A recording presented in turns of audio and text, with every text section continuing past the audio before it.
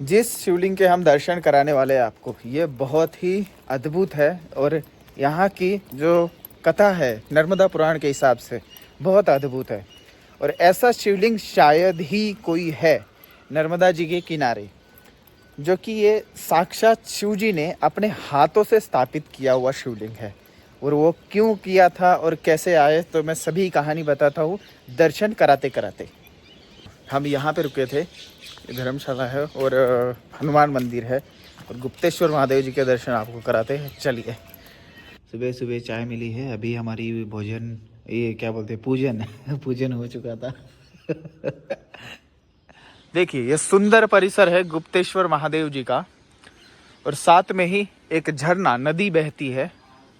और यहाँ पे गुप्तेश्वर महादेव जी का मंदिर है। गुप्तेश्वर महादेव जी जमीन से थोड़ा सा लेवल से नीचे है। बहुत ही सुंदर परिसर। और मंडलेश्वर में है ये, मंडलेश्वर से थोड़ा सा आगे, मंडलेश्वर गांव से आगे ऐसा ये एकांत में बसा हुआ मंदिर है।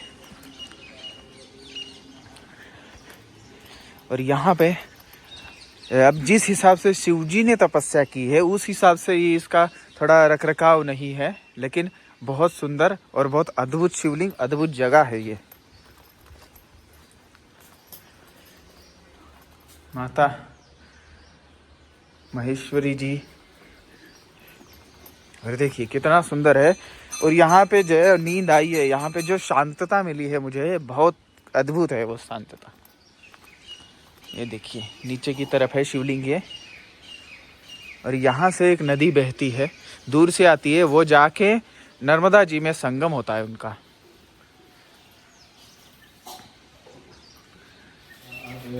ईशान सर्वविद्यानाम् ईश्वर सर्वभूतानां ब्रह्मादिब्रह्मणोऽधिपतिर्ब्रह्मा शिवो मे अस्तु सदा शिवो।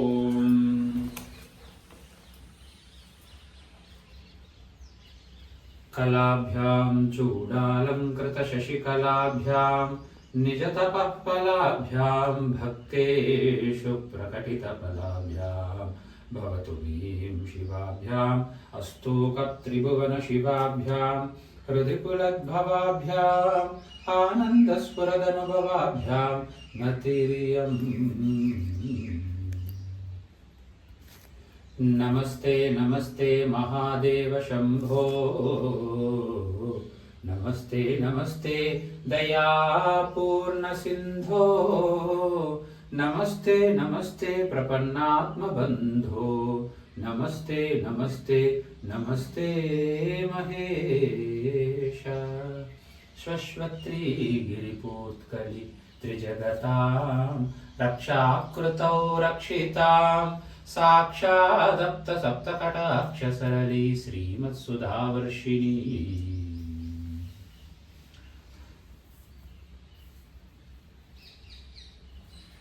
यही वो अद्भुत शिवलिंग है जो कि भगवान शंकर जी ने अपने हाथों से स्थापित किया था। देखिए यही वो अद्भुत शिवलिंग है, ये हमारे शिवलिंग है। कितने अद्भुत है। और यही वो जगह है जहाँ पे खुद भगवान शंकर जी आए थे। उन्होंने शिवलिंग स्थापन करके यहाँ पे तपस्या की थी माता भगवती की। देखिए, और ये जल, ये कुंड है और ये हमेशा ही एकदम गर्म रहता है। गर्म जल का कुंड है ये। हम जल चढ़ा चुके, बिल्वपत्र भी चढ़ा चुके हैं, फिर भी आपको दिखा रहे हैं। देखिए ये हमेशा जल बहता रहता है और एकदम गर्म जल है, साफ सुथरा। यहाँ पे भगवती जी है, नर्मदा जी, और खड़े स्वरूप में मूर्ति है। और ऐसा ये शिवलिंग, मैं तो धन्य हो चुका हूँ ऐसे शिवलिंग के दर्शन करके। बहुत ही सुंदर, बहुत ही सुंदर। हर हर महादेव, हर हर महादेव, महादेव। तो ऐसा एक गुप्तेश्वर महादेव मंदिर, और वो क्यों स्थापन किया था, क्यों आए थे भगवान शंकर जी, इसके बारे में आपको ऊपर चल के बताते हैं। चलिए।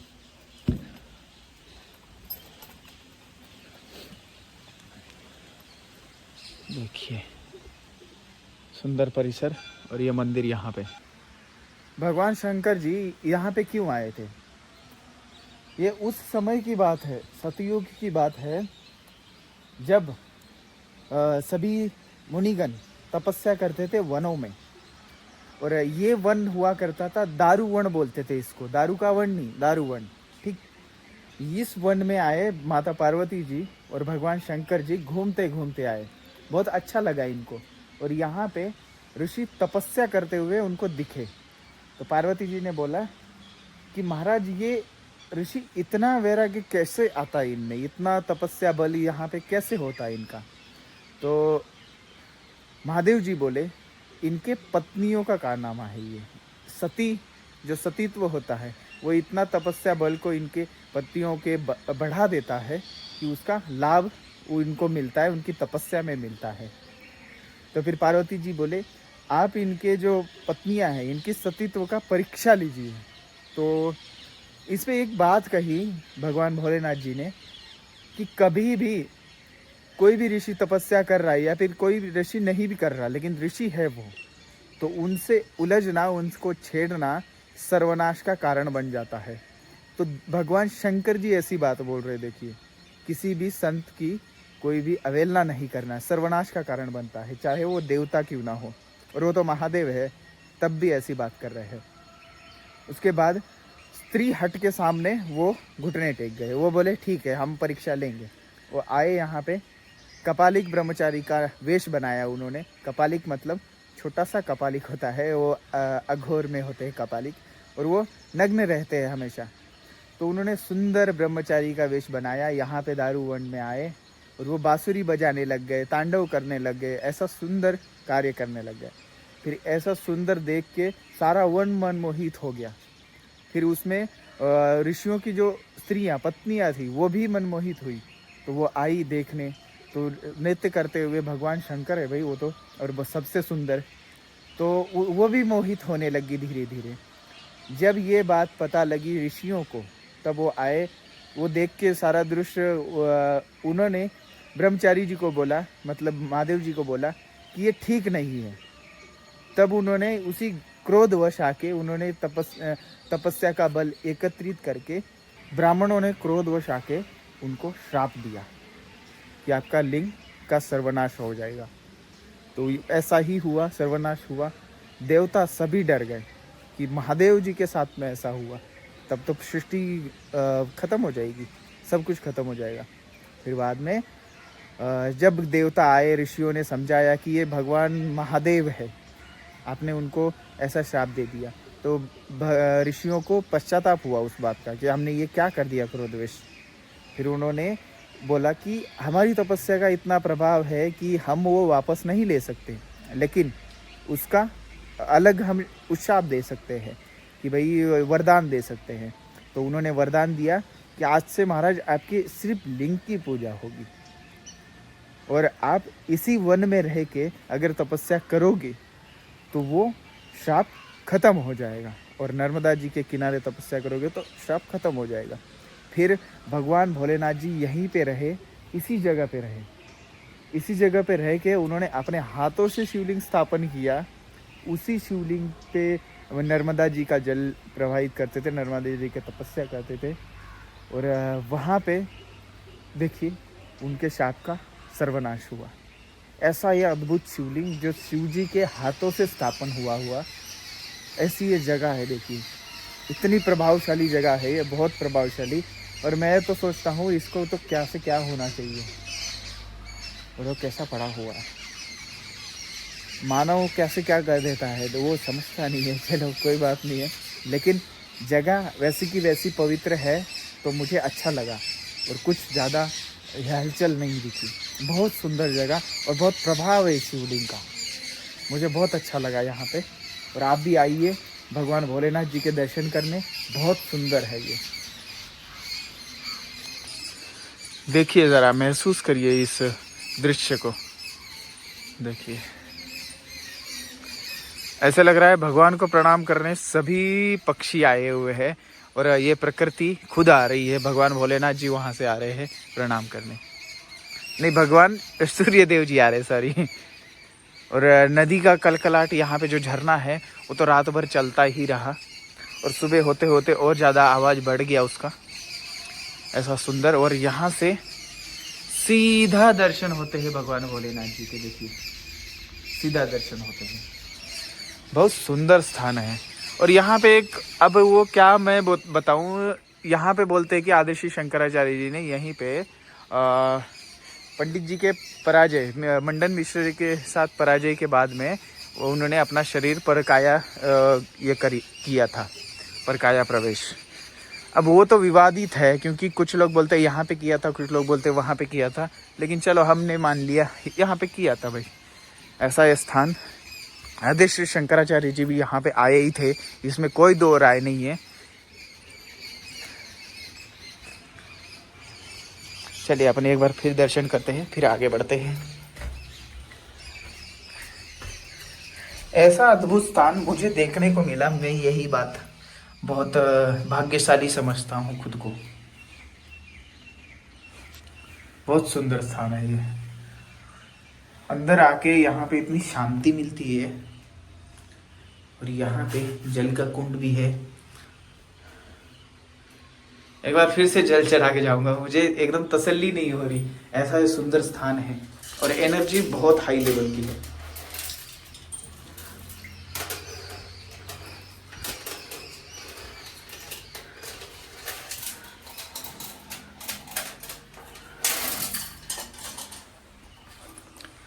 हर हर महादेव, हर हर महादेव, महादेव महादेव। ओम नमः शिवाय। बहुत सुंदर। महादेव जी कृपा रखना, सभी पे कृपा रखना महादेव जी। और जो भी परिक्रमा करना चाहते हैं उन पे तो विशेष कृपा रखना। माँ की कृपा हमेशा रहती ही है, आप भी कृपा रखना। तो जो भी ये वीडियो देख रहे हैं उनके दुखों का हरण करना, और वो जो भी उनकी सात्विक इच्छाएं हैं सभी पूरी करना दोस्त। बहुत अच्छा लग रहा है मुझे यहाँ पे बैठने के लिए।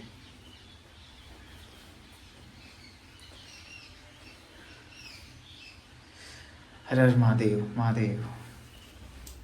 चलिए अब आगे बढ़ते हैं दोस्तों, परिक्रमा के लिए शुरुआत करते हैं आगे की। और हम रात्रि विश्राम गुप्तेश्वर में हुआ, और यहाँ पे बहुत आनंद आया, बहुत शांति मिली। फिर आना हुआ तो मैं हमेशा बार बार आया करूँगा इनके दर्शन के लिए। भगवान बुलाएंगे मुझे पता है। चलिए आगे बढ़ते हैं। परिसर भी बहुत सुंदर। आगे हम चल रहे हैं सूलगांव की तरफ। हर हर महादेव।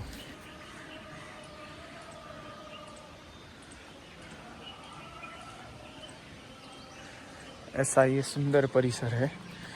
हमने आसन लगाया, उस तरफ चलते हैं। ये यहाँ पे गौ माता के दर्शन, और ये छोटी सी गौ माता, ऐ छोटू,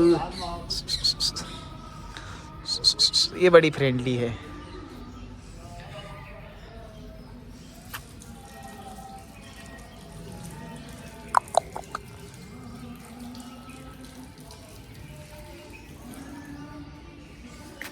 बहुत सुंदर है।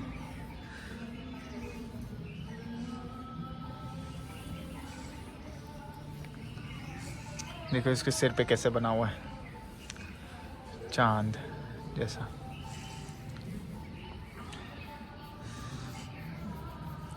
एकदम फ्रेंडली है, ये हाथ लगाने देती है, नहीं तो इस उम्र के बच्चे नहीं लगाने देते। ये एटीट्यूड ही बहुत होता है उनका, सुंदर होने का एटीट्यूड होता है उनको। लेकिन अच्छा है, ये सुंदर है बहुत।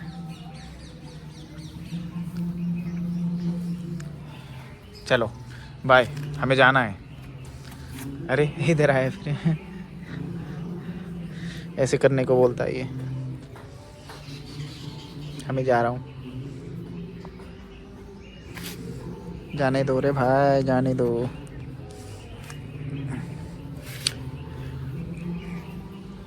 मैं ही परेशान कर दूंगा इसको। लेकिन अच्छा बच्चा ये।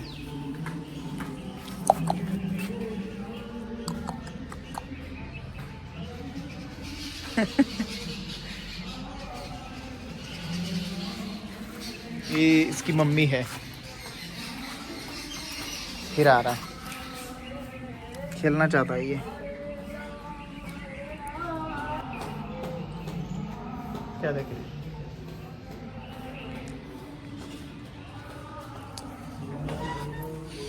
हम यहाँ पे रुके थे देखिए।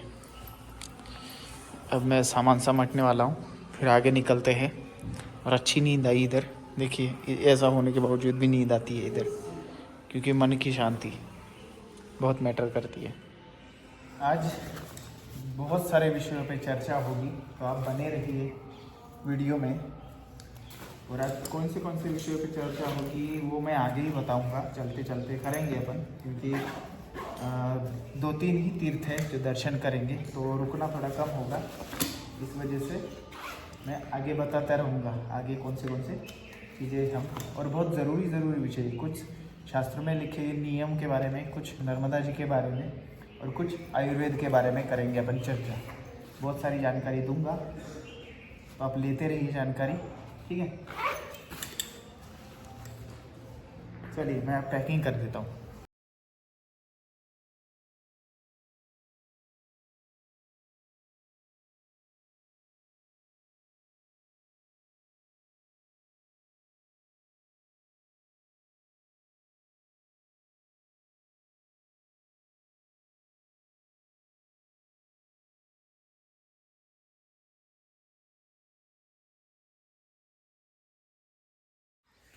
चलिए, कल के हिसाब से आज को थोड़ा लेट हो गया, आज 7:40 हो गए। 7 बजे का निकलने का टारगेट था, लेकिन ठीक है, सिद्ध स्थान है तो अच्छा लगा। गुप्तेश्वर महादेव मंदिर, हर हर महादेव। अब चलते हैं आगे की तरफ। हम उसी नदी के पुल से जा रहे हैं जो गुप्तेश्वर के पास से गुजरती है। गुप्तेश्वर इधर रह गए, अब आगे की तरफ जा रहे हैं। अब एक कच्चा रास्ता लगेगा, रोड छूट जाएगा थोड़ी ही दूरी पे। 1-1.5 किलोमीटर चलने के बाद में लेफ्ट हैंड में रास्ता आता है, देखा, सूलगांव के लिए। सूलगांव आश्रम यहाँ से 5.5 किलोमीटर दूर है। जलूद वाला भी है, लेकिन आश्रम नहीं घूम रहे अपन स्थान, क्षेत्र, तीर्थ क्षेत्र वही घूम रहे हैं। दर्शन करने ये दोनों भी आए मेरे साथ। चलो आ जाओ फटाफट आ जाओ। और कितने सुंदर है दोनों, पाले हुए हैं शायद। आ जाओ चलो। और सुनहरा खेत लग रहा है, देखो किस चीज़ का है ये खेत। ये है चने लगाए हुए, चने देखो, सुनहरा। और धूप लग रही है, मतलब इतनी ज़्यादा नहीं, एकदम मीठी सी अच्छी लग रही है। ठंड है थोड़ी सी यहाँ। ये देखिए कितने सुंदर लग रही है। इस साइड थोड़ी सी छाँव है, इस साइड धूप है, और जो रिफ्लेक्ट हो रहा है प्रकाश, वाह। और फूलों में एक बिंदु जैसा इनका कली है, देखिए, और वो वाइट कलर की है। कितना सुंदर लग रहा है। ऐसे नज़ारे देखने को मिलते हैं माँ नर्मदा जी के किनारे, जो कि हमने कभी सोचे भी नहीं होते कि ऐसा कुछ प्रकृति में है, और हम बहुत सालों से नहीं देख रहे हैं। हम उसके साथ में ही रहते, लेकिन नहीं देखते। क्यों नहीं देखते पता है? हमारे आंखों पे चश्मा होता है, धन कमाने का, परिवार, ये रिश्ते नाते, ऐसा वैसा, सुख दुख, अरे रे इतना सारा होता है। इस वजह से देख नहीं पाते वो सारी चीज़ें। यहाँ आके सब कुछ हट जाता है, फिर देखने लगता है आदमी। यही तो बात है, देखने लगता है। जब देखे तब जानेगा, जाने तब समझेगा। ऐसी है नर्मदा जी की परिक्रमा। और नर्मदा जी की परिक्रमा ही नहीं, सभी यात्राएं ऐसी है। यात्रा कोई भी करो, आप पैदल करते हो तो भी, और गाड़ी से करते हो तो भी, लेकिन होने चाहिए अकेले, यही कंडीशन रहती है बस। देखिए इस खेती में काम करने वाले लोग यहाँ पर रहते हैं, और ये टमाटर की खेती है। इतने ही टमाटर की लास्ट बार तो मैंने हिमाचल प्रदेश में ही देखी है, लेकिन यहाँ भी है। अच्छा टमाटर उगा है, वैसे क्वालिटी अच्छी है। यहाँ पे टमाटर तोड़ के रखे हुए देखो, इतने सारे। और यहाँ पे टमाटर का चोर भी है, देख रहा है? ये देखो, ये चोर टमाटर का, ये देख रहा है। अभी मैं आया तो ऊपर चढ़ गया, लेकिन ये टमाटर चुरा के खा रहा था। चलिए बढ़िया है, उसको चुराने दो। आ गया नीचे आ गया। वहीं पे देख रहा है कि मैं कहाँ जा रहा हूँ।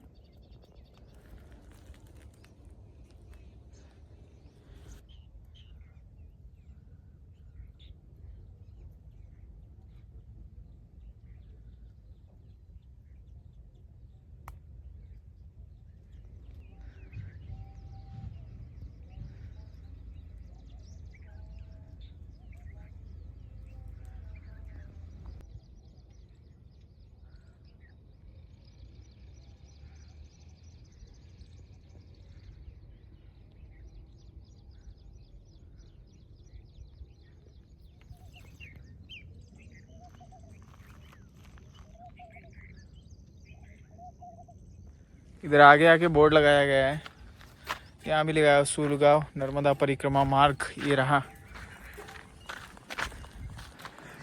थोड़ा सा आगे आके ये नदी आती है, नदी पे पुल आता है। नदी तो काफ़ी सुंदर दिख रही है, देखिए ना। ऐसे नज़ारे देख के कितना अच्छा लगता है, देखिए कितना सुंदर दिख रही है, एकदम साफ सुथरा जल, बीच बीच में पत्थर, बीच बीच में धारा। और इस साइड देखिए, इस साइड एकदम शांत सा। तो इस नदी का नाम हम नान बोल सकते हैं, क्योंकि गुप्तेश्वर से आगे की तरफ एक संगम है, नान नदी का संगम। तो ये नान नदी ही हो सकती है। दो नदियों का संगम है। नान नदी सूलगांव से पहले पहले, पिपलेश्वर से पहले पहले, सॉरी, ठीक है।